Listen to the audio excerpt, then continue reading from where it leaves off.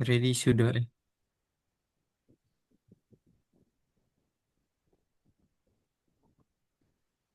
Assalamualaikum warahmatullahi wabarakatuh. Selamat sore, Ibu Anastasia Melandias, selaku dosen pengampu mata kuliah simulasi proses metalurgi. Pada kesempatan kali ini, saya dan rekan-rekan saya sebagai kelompok A6 ingin mempresentasikan hasil tugas kami dengan judul identifikasi dan analisis permasalahan dalam proses metalurgi dengan pengembangan model simulasi. Next. Berikut adalah anggota dari kelompok kami. Yang pertama yaitu ada Septian Yudhistira Gumilang dengan NIM 2235, Arya Fitra dengan NIM 2240, saya sendiri yaitu Aulia Mesa Putri dengan NIM 2262, dan Ainun Sastabila dengan NIM 2270. Next. Konten yang akan dibahas pada presentasi kali ini yaitu yang pertama ada identifikasi permasalahan, studi literatur, metode permasalahan, analisis teknis, pengembangan model simulasi, dan yang terakhir yaitu kesimpulan. Next.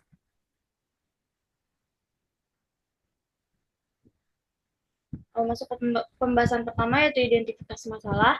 Permasalahan utama dalam proses peleburan aluminium adalah ketidakseragaman temperatur logam cair di dalam kowi atau crucible. Bagian dekat permukaan lebih cepat kehilangan panas ke lingkungan, sedangkan bagian bawah lebih panas karena lebih dekat dengan sumber panas, sehingga pemilihan titik pengukuran temperatur yang tidak tepat dapat menyebabkan penurunan kualitas coran.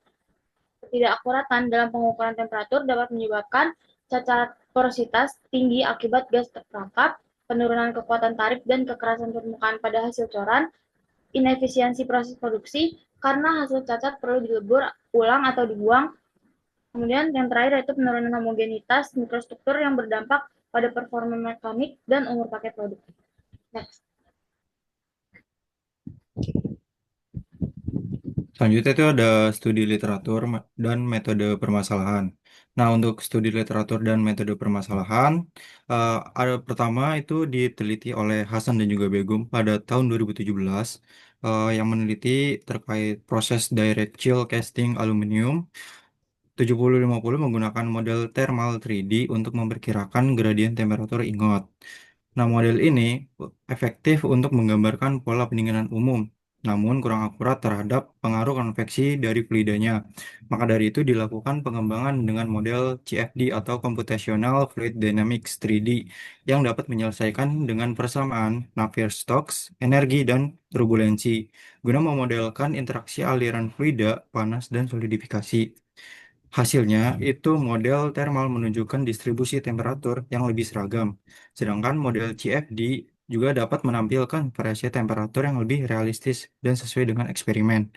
Model CFD juga lebih akurat dalam memprediksi sum depth atau kedalaman dan juga shell thickness, ketebalan dari cangkangnya. Meski membutuhkan waktu komputasi yang lebih lama. Oleh karena itu, model thermal lebih tepat digunakan pada tahap analisis awal dan perancangan. Sementara model CFD itu lebih sesuai diterapkan untuk verifikasi hasil serta kajian mendalam terhadap fenomena termofluid yang terjadi. Kemudian terdapat studi literatur tambahan yang diteliti oleh Zhang dan kawan-kawannya pada tahun 2015 dengan judul Estimation of Heat Transfer Coefficient in Squeeze Casting of Wrought Aluminum Alloy 7075 by the Polynomial Curve Fitting Method. Mereka menganalisis tentang interfacial heat transfer coefficient atau eh, perpindahan panas antar muka IHTC pada proses squeeze casting aluminium 7075 menggunakan metode numerik. Parameter IHTC itu berperan penting dalam menentukan akurasi prediksi solidifikasi, struktur mikro, dan juga potensi cacat termal. Penelitian ini menggabungkan data eksperimen temperatur aktual dengan model matematis yang berbasis finite difference method atau FDM.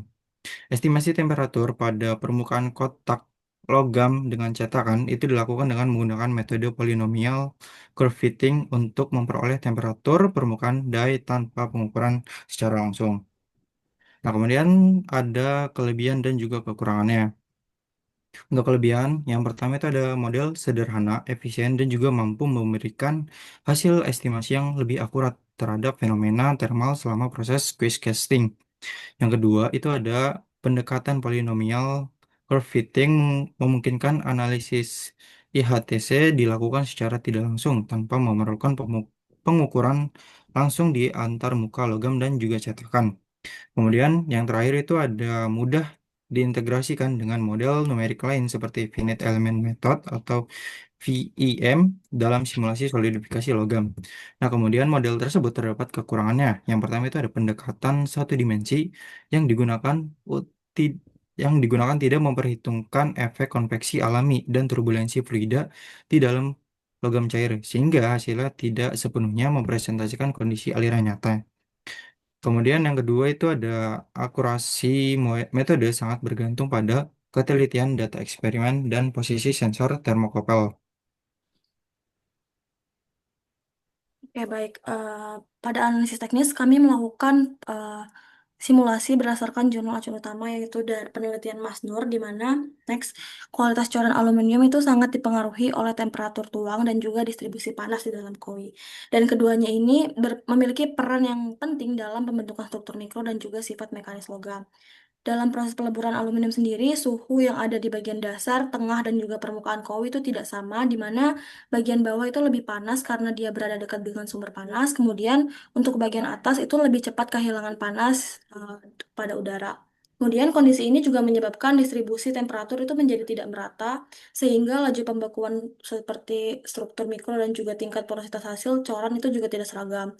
Nah, oleh karena itu, untuk menentukan posisi pengukuran temperatur yang tepat di dalam kowi menjadi hal yang penting agar data yang diperoleh itu benar-benar mewakili kondisi logam cair sesungguhnya pada simulasi. Berikut ini adalah variabel yang kelompok kami identifikasi, di mana variabel-variabel ini mempengaruhi permasalahan distribusi panas di dalam koi. Variabel bebasnya itu ada jarak titik pengukuran temperatur, yaitu pada posisi 50, 125, dan 200 mm dari dasar koi atau ledel. Variasi posisi ini tuh digunakan untuk melihat seberapa besar pengaruh perbedaan temperatur terhadap kualitas hasil coran. Sedangkan em, pada variabel terikatnya itu terdiri dari dua parameter utama, yaitu kekuatan tarik dan juga porositas, dan keduanya ini menjadi indikator kualitas coran aluminium. Lalu pada variabel kontrol seperti temperatur tuang dan temperatur cetakan itu dijaga pada masing-masing 700 derajat Celcius dan juga 100 derajat Celcius, yang mana hasil pengujiannya itu hanya dipengaruhi oleh posisi pengukuran temperatur. Nah, dari tabel ini kita bisa melihat bahwa temperatur tuang itu berperan penting dalam mengatur viskositas logam cair dan juga laju pembekuannya. Sementara temperatur cetakan itu menentukan kecepatan dan juga kecepatan pendinginan setelah logam dituangkan.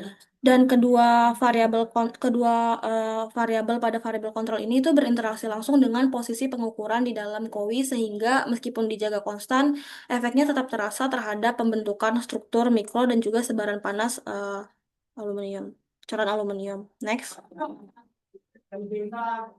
Selanjutnya, ini merupakan hasil uji tarik dan porositas pada penelitian Mas Nur, yang mana pada grafik kiri atau gambar satu itu merupakan hubungan posisi pengukuran dengan kekuatan tarik. Terlihat bahwa posisi pengukuran 125 mm itu menghasilkan kekuatan tarik tertinggi, yaitu sekitar 112,97 megapascal, dan ini menunjukkan bahwa pada titik ini distribusi temperatur itu berada dalam kondisi yang paling stabil.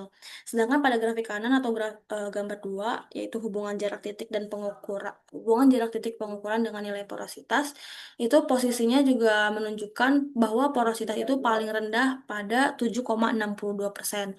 Dan dari sini, dari kedua grafik ini dapat disimpulkan bahwa posisi 125 mm dari dasar kowi itu merupakan titik paling representatif untuk mendapatkan coran dengan kekuatan yang tinggi dan juga cacat yang minimal atau porositas. Next. Berikut ini merupakan pengembangan model simulasi yang dilakukan oleh kelompok kami. Next, setelah ini adalah tujuan dasar pengembangan model simulasinya, yaitu setelah memahami perilaku distribusi temperatur dan juga hasil percobaan, kelompok kami mengembangkan model analitik satu dimensi yang menjadi dasar simulasi numerik. Model ini tuh dibuat untuk menggambarkan distribusi temperatur vertikal di dalam koi selama proses peleburan dan penahanan logam cair. Tujuannya adalah untuk memahami hubungan antara gradien suhu, laju pendinginan, dan juga kecenderungan terbentuknya porositas. Dan hasil dari model ini itu nantinya dapat dijadikan acuan dasar atau baseline bagi penelitian lanjutan yang ingin mengembangkan simulasi berbasis CFD atau Computer Fluid Dynamics, misalnya menggunakan perangkat lunak seperti konsol atau click-to-case dengan memanfaatkan data eksperimental yang ada dari penelitian ini. Selanjutnya akan dijelaskan oleh rapat kelompok saya. Baik, terima kasih atas kesempatan yang diberikan. Nah, selanjutnya adalah metode pemodelan dan perangkat lunak yang digunakan. Jadi, model ini disusun menggunakan pendekatan konduksi panas satu dimensi dalam keadaan tak lunak pada arah vertikal Z. Nah, adapun untuk persamaan konduksi panas yang digunakan adalah sebagai berikut. Bisa dilihat sendiri. Kemudian, untuk persamaan beda hingga eksplisit untuk simpul yang ada adalah sebagai berikut. Dengan rumus R dan A sebagai berikut. Next. Nah, adapun untuk parameter dari simulasi proses yang kami gunakan bisa dilihat pada tabel 2. Nah, kemudian untuk kondisi batas yang digunakan itu adalah dasar POWI dengan Z sama dengan 0. Kemudian untuk temperatur dari base-nya adalah 700 derajat Celcius. Nah, untuk permukaan atasnya Z sama dengan H dan kehilangan panas sebagai kehilangan panas ke udara melalui konveksi dengan persamaan sebagai berikut. Nah, modelnya kemudian dijalankan selama 600 detik dengan jumlah node sebanyak 25 dengan delta Z atau delta node-nya sebesar 10 mm. Nah, kemudian nilai porositas itu diprediksi dengan menggunakan model empiris yang mengaitkan suhu dan laju pendinginan dengan model empiris sederhana yang bisa dilihat sebagai berikut. Next. Nah, selanjutnya simulasi yang telah dilakukan menghasilkan distribusi temperatur yang menurun secara bertahap dari dasar koi ke permukaan. Nah, perbedaan ini menunjukkan terjadinya distribusi termal vertikal yang signifikan akibat perpindahan panas konduktif dan kehilangan panas konvektif ke udara. Nah, untuk hasil pengamatannya pada 3 titik yang kami tinjau bisa dilihat pada tabel 3. Nah, hasil simulasi ini menunjukkan bahwa suhu di dalam koi itu menurun secara bertahap dari dasar ke permukaan. Bagian bawah koi itu memiliki suhu yang lebih tinggi karena kontak langsung dengan sumber panas, sedangkan bagian yang atas itu mengalami pendinginan lebih cepat akibat perpindahan panas konvektif ke udara. Next. Nah, adapun untuk keterbatasan dari model satu dimensi yang kelompok kami modelkan, yang pertama yaitu model hanya mempertimbangkan perpindahan panas secara konduksi dalam arah vertikal, sehingga pengaruh konveksi alami akibat perbedaan densitas aluminium cair itu belum dimasukkan. Kemudian radiasi panas dari permukaan cair ke udara itu tidak diperhitungkan. Padahal pada temperatur tinggi fenomena ini dapat berkontribusi terhadap kehilangan energi total. Yang ketiga, model juga belum memasukkan perubahan fase solidifikasi yang terjadi selama pendinginan, sehingga tidak dapat diketahui secara detail terkait dengan dinamika pembentukan struktur mikrologamnya. Yang terakhir, geometri POWI yang digunakan masih disederhanakan menjadi bentuk satu dimensi linear, sedangkan dalam kondisi nyata POWI itu bersifat silinder dan dapat menimbulkan distribusi suhu radial. Next. Nah, kemudian untuk visualisasi hasil yang kami gunakan dengan menggunakan Microsoft Excel bisa dilihat untuk di gambar 3 ini menunjukkan grafik yang menunjukkan penurunan temperatur logam cair seiring waktu pada 3 posisi berbeda di dalam koi. Pada posisi 200 mm itu mengalami pendinginan tercepat karena kontak langsung dengan udara, sedangkan 50 mm itu paling lambat akibat pengaruh pemanas di dasar. Next. Maaf sebelumnya. Nah, di gambar 4, ini kita bisa mengetahui dari grafik ini yang mana menunjukkan distribusi temperatur vertikal di dalam koi pada beberapa waktu berbeda. Terlihat bahwa suhu menurun dari dasar ke permukaan, dan perbedaan ini semakin besar seiring waktu. Bagian bawah koi mempertahankan suhu lebih tinggi, sedangkan bagian atasnya itu mendingin lebih cepat. Nah, kemudian setelah 600 detik, gradien suhu mencapai sekitar 70 derajat Celcius antara dasar dan permukaan. Next. Nah, ini untuk visualisasi hasil terkait dengan prediksi porositas, hubungan antara porositas dengan tinggi dari koi. Nah, setelah kami lakukan kalibrasi konstanta, model ini menghasilkan nilai porositas 6,37% pada posisi 125 mm dari dasar koi, yang dimana ini sesuai dengan hasil eksperimen pada jurnal penelitian yang menjadi referensi utama kami. Jadi hal ini membuktikan bahwa model satu dimensi sederhana yang kami buat itu mampu merepresentasikan hubungan dasar antara distribusi temperatur dan kecenderungan potensi porositas pada aluminium cair sebelum penuangan. Next, next.